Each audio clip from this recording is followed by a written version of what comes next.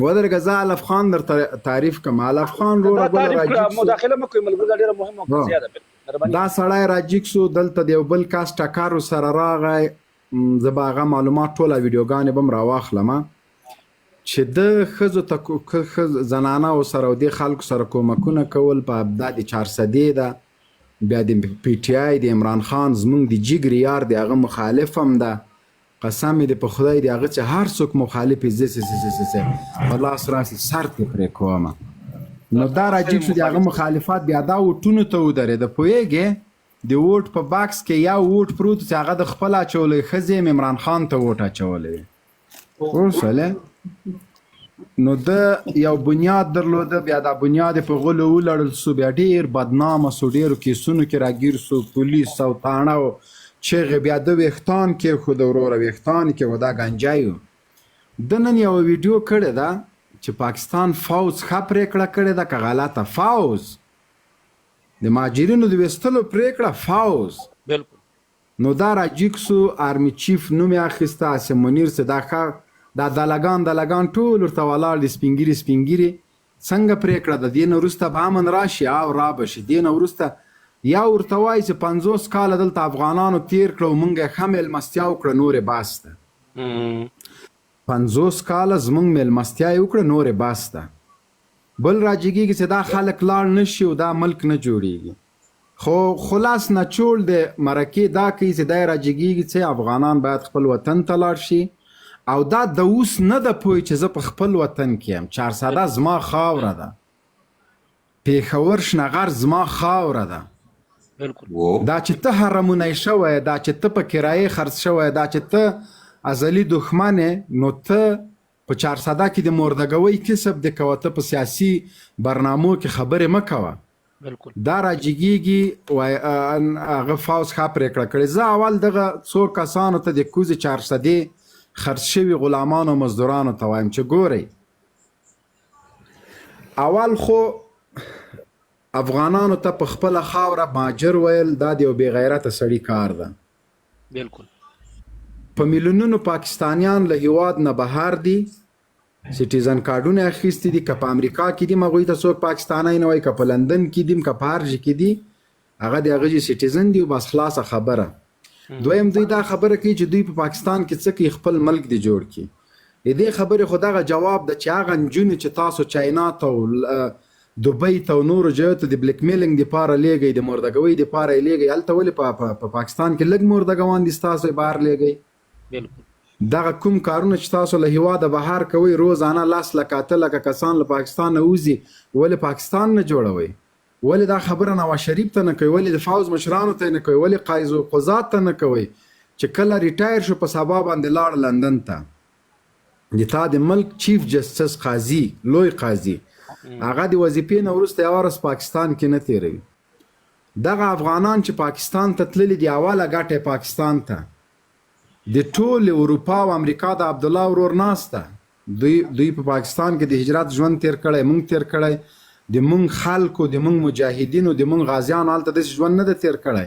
قسم په خدای چې کله مجاهدین هلته وو په پېښور کې، افغان نجلۍ بې حجابه نه سوه ګرځېدلی. پوه شې؟ بې حجابه نه شوه ګرځېدلی. تر اوسه پورې په شمشتو کې لاړ شه، بې حجابه ښځه نه شي ګرځېدلی.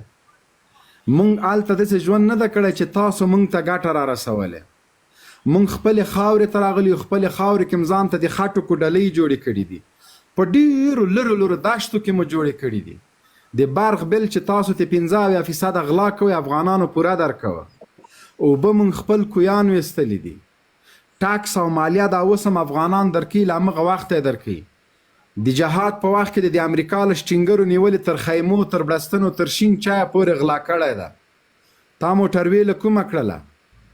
تا ته به چې امریکایانو غوا درکړله، نو په غوا کې به د نیم غوږ مونږ ته راکوه، نور به مکمله غوا د تا وه. که به امریکایانو د مجاهدینو دپاره اسونه درکړه، په اس کې به د اس د لکۍ او ویښته مجاهدینو ته ورکوه. تا ته به شټینګر راتلل، تا ته به په میلیونونو اسلحې راتللې، د میلیونونو. ټول عرب نړۍ یوازې د قربانۍ په اختر کې 2 میلیونه تر 3 میلیونه حلال کړي پسونه پاکستان ته راتلل. تا مهاجرو ته صرف د پسونو یو غږ ورکوه. تا په میلیونونو خیمې، په میلیونونو بړستنې تا موټروي په څه شي جوړه کړه؟ زه چې کله زما پلار چې پاکستان ته مهاجر سو، پاکستان غیر له ویګن نه بل موټر نه درلوده. تا به بیلچه کې وږو مرچکۍ ټکوه خوړه به دی. تا کیک او مټایي او جلبي نه پیژندله. تا نرۍ وریجې لا نه پیژندلې. د تا په غټو وریجو په دلده باندې ګزاره وه. لومړني هوټلونه چې په پنجاب، کراچۍ، سند او په پیښور کې جوړ شول، افغان کابلي رستورانونو په نامه باندې تا کابلي پولاو پیژانده. تا هغه وخت کرخې خوړلې. تا هغه وخت ته به د ویګن موټر ته چې څوک وخته د 100 لوټ ماتې به یې نه درلودلې. سلګون پاکستاني کلدارې به د تا بانک نه شو ماتولی. افغانانو به په جب کې بنډلې ګرځولې. پوه شولې؟ ته هغه وخت راجګېږې وای ماجر پاکستان د ماجرو میلمستیا وکړه. ته په خپله که په ټول پاکستان کې، په پنجاب کې، په دې ځایو کې چا ماته د دوی بیټک وښته، زه انعام ورکوم. ته کله بیټک لرې؟ تاسو په اختر کې کله د یو بل کور ته ځئ چې چای وچکئ، د باندې سلام علیکم، اختر مبارک شه، اختر مبارک شه. دا پستا، بادام او جلغوزي، دا شیونه دا تا زده کړل. ته چې د افغانستان په پاسپورټو د دغه انقلاب نه تا څومره استفاده وکړله، او ټول اروپا او امریکا ته تر وزیر اعظمه پورې د کاکړه پورې دی په افغاني پاسپورټ امریکا ته تللی. تا خو به چې له 400 نه پیښور ته لاړې وای، زه یورپ ته لاړلم. اوس دغه خلک راځي موږ ته پیغوریزه لهجه کاروي. صحیح ده، ماجر افغانان زما خپل ورونه دي، دا خاوره ده، هغه هم خاوره ده، خو هغه محکوم افغانستان ده. الته دا ته چې ما ته ماجر وایه، د تا عزت چیرې ده؟ په سوات کې چې په پاکستان افریشان وکړه په 2014 کې، ته خدای دې تا ښځې یوې نه وړلې، وزیرستان یې لوټه نه که په میلیونونو. دا ته چې نن ما ته ماجر وایه، په خیمو په ټینټو کې تر اوسه پورې نه یې پراته دغه فوجیانو ماجر نه کړلی. کوم برخور دې له تا سره وکړه چې ته فوج ته زنده‌باد وایه او ما ته ماجر وایه؟ بې غیرته. په ځنګل کې وای 3 غویانو، 3 د هغه پې زور نه رسېده د زمري چې دا 3 دانو ته به زه څنګه ورځم. دا واوره ښه، زمري زور نه پې رسېده. دا 2 غویانو ته ویل چې دغه یو تاسو کې برګ ده، دا خوند نه درکې کوي، دغه نه به م زه خلاص کم. او دا 2 نور ورسره ومنله. برګ غویا یې لاړه، د زمري خوراک سو، یو هفته نیمه یې خپلې مزې او چرچې وکړې. بیا یې سپین غویي ته وویل وای دا تور تا سره خوند نه کوي چې جوړه روانې، ځکه په دواړو یې زور نه رسېده. تور هم یو هفته خپله میلمستیا کړله. سپین ته ورغی وای که ته اصل وای ته به له خپلو ملګرو سره درېدلی وې، راځه نن په ما او تا باندې هماغه لوبه روانه ده. تا د 400 دیوال په نوم، ما د ماجر په نوم سره بیلوي. د لر او بر دروغزن چغې دي چې وهلې، نن د حقیقت معلوم شو چې ته افغان ته مهاجر وایې. افغان ته مهاجر وایې، وایي چې د بدامنیو لامل دا ده. دغلته ته احمق او رزیلې چې ته پوهېږې نه چې د تا دښمن هغه څوک ده چې بنګالیانو ته پرتګونه وویسته. نن ته د دومره لوی نشان، دومره لوی نوم سره چې خیبر نوم انګریزان اخلي، بچیان پې باندې غلي کوي. نن د هغه خیبر بې غیرته ځوان د بنګال پتلونستلې فوجي ته وایي ته ټیک وایې. ته د شرم په نوم څه لرې؟ کافر دي که داوړ دي که مسعود دي که وزیر دي، ټول دا افتخار لري. که کرک دي دا افتخارونه لري. نن دغه بې غیرته ځوان چې دلته یې لږه پوڅکۍ ګیره پرېښېده او کناټي پورې تمانچه زړېږي، دا یې وایي ټیک وایه. او هغه د پورور د تا په عزت، د تا په شرف باندې لوبې کوي. ته لاړ شه په همدې پیښور کې یو هندوستاني ته ووایه چې ته مهاجر یې، چې همدا پنجاپی د غاښونه در باندې باسي که نه. ته دومره بې غیرته چې د واګه بارډر خلاص ده، هندوان د عبادت او د تجارت دپاره آزاد پاکستان ته راځي او دلته فوج سلامي ورته وهي. خو د تا خور او مور، د تا خور او مور، د تا د بدن اعضا د تا پښتون ورور چې په کندهار باندې درنه بیل کړی ده هغه د تا مریضه خورکۍ له لاسه نیولی یا سرطان یا د ګردې مریض یا شکر یا د سترګو د علاج په خاطر باندې زرګونه ډالر د پاکستان سفارت ته نه اخلي بیا په تورخم کې پتنکلي پنجان بنګړي په باندې ماتوي بیا په تا بې غیرته پښتون باندې تر شفاخانې پورې ځي په لاره کې شل جای پولیس کوي او ته د اوس لا ناستې ماته ماجر وایې ته څومره بې غیرته دا سبا که د کوزې پښتونخوا او پښتنه خور راشي او دلته په چک پاینټ باندې طالبان ودروي قسم مې دی په الله چې زه دا طالب ژوندی پرې نږدم ته دومره بې غیرته چې له بره پښتونستان نه له بره لوی کور نه د تا خور د تا پښتنه خور د تا ملاله خور چې انګریزان او امریکایان مات کړل هغه د مریضۍ په حالت کې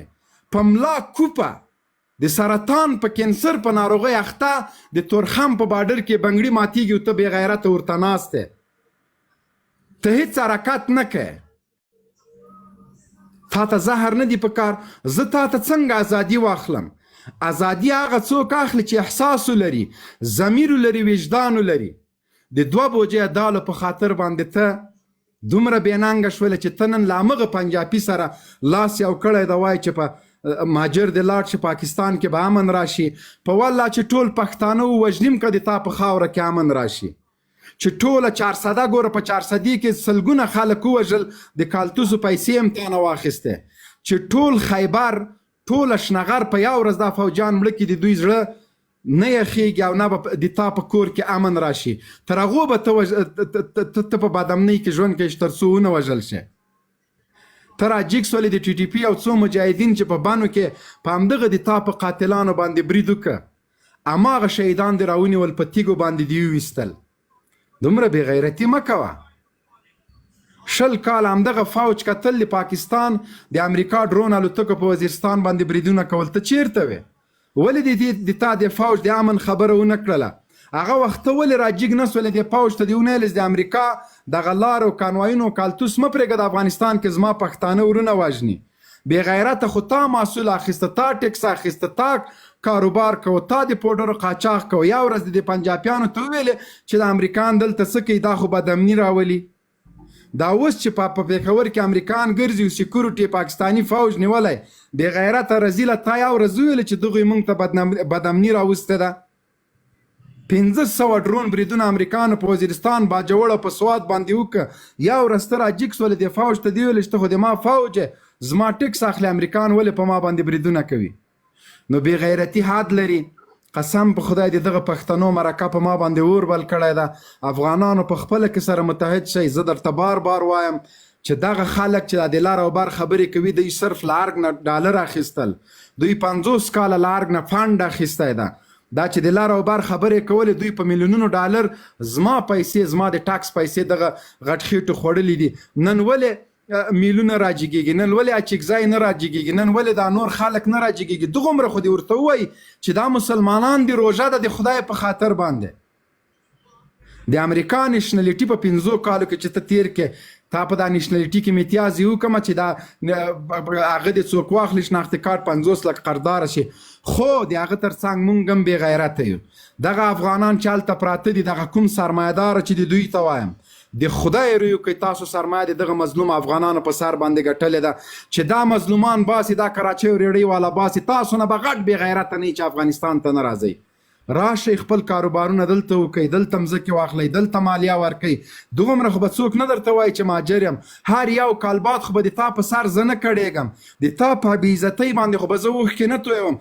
د تا په وهلو ټکولو باندې خو به په ما روژه زهر نه تېرېږي ته خبرې سبا بله ورځ اختر را روان ده د تا د لاسه زه د اختر په خوشحالۍ په والله که افغانان پوهېږي ځکه ته زما وجود زما بدن په تا چې درد زه دا درد احساسوم زه پوهېږم چې ته په څومره کړاوونو کې وې چې نه کور لرې نه درګاه لرې نه مځکه لرې نه دلته یو پول او پټی لرې او 50 کاله د ژوند ټوله برخه دې هلته تېره کړې او اوس درته وایي مهاجره وځه که کار لرې که نه لرې وځه زه پوهېږم چې ته به هلته زندګي لرې تا به کور جوړ کړی ته به یو 15 جربه مځکه کرې تا به یوه غوا او یو څاروی در یو دکان به لرې او چېرته به کاروبار کوې چې 50 کاله وروسته تا ته وایي چې له دې خاورې وځه د تا د سترګو نه به د اوښکو په ځای وینې راځي دا درد دې زه احساسوم خو په کار موږ ته شاید آخر به څه کوو آخر دم را باسي راځه دلته راشه افغانستان ته راشه خیر د چغې مه وهه چې په تورخم راواوښتې ژاړه مه خپل خاوره ښکل که ووایه چې یا الله تا ما ته هلته رزق راکو په پردي وطن کې دلته په خپل وطن کې درنه رزق غواړم ستا رب دومره غیرتي ذات ده چې تا ته په هغه د اوس ملک رزق درکوي په دغه ملک هم درکوي ته چې راشي تورخم ته ژاړې نو پروردګار به څنګه تا ته د عزت رزق درکړي سپینه ګیره سړی په تورخم کې ژاړي د ما کور یې وران که راشه خانه دې خرابه شه زمونږ هم کورونه وران شوي دي دغه جبر چې ته اوس تېروې دا مونږ په 2001 کې تېر که راشه خپل وطن ته دې راشه په تورخم چې هر افغان راوړي په بولدک باندې که په تورخم باندې افغان مهاجرین هلته واورئ یو وعده له رب سره وکړئ چې نور زه خپل وطن ته ځم په تورخم چې راواوښتې دا مقدسه خاوره ښکل که او خپل پروردګار ته ووایه چې رزق تا نه غواړم قسم دې په خدای دا د کونړ اوبه درته ډیزل کې ډیزل داسې رزق به درکړي دلته مزدور پسې خلک نفاس ووته و تاسو په لږو 100 افغانۍ وګټه هر شی دې پې کېږي هلته په 2000 باندې نه کېږي خپله هلته چې ته لاړلې کاکا جانه تا هلته ونه ژړل ته د روز د اشغال نه لاړې تا خیمه نه درلوده تا کور نه درلوده تا بزنس نه درلوده تا تجارت نه درلوده له دې جنت وطن هغه جهنم ملک ته لاړلې الله تعالی چې سړي ته عذاب ورکوي نو هغه پاکستان ته لیږي ځکه دویم جهنم ده 40 کې ګرمي ده برق نسته ګیس نسته راشه دلته په یوه دشته کې واړوه قسم په خدای ژوند به وپېژنې مریخ ده مریخ هلته چې تللې ژړل د نه نه الله پاک د چیز دپاره لاړې تا د الله په دین باندې غیرت وکړه الله تعالی هلته ښه ژوند درکړه کورونه یې درکړه بلډینګونه او اپارتمانونه یې درکړه نړۍ دې ولیدله نن هماغسې عزم باندې بیرته افغانستان ته راسه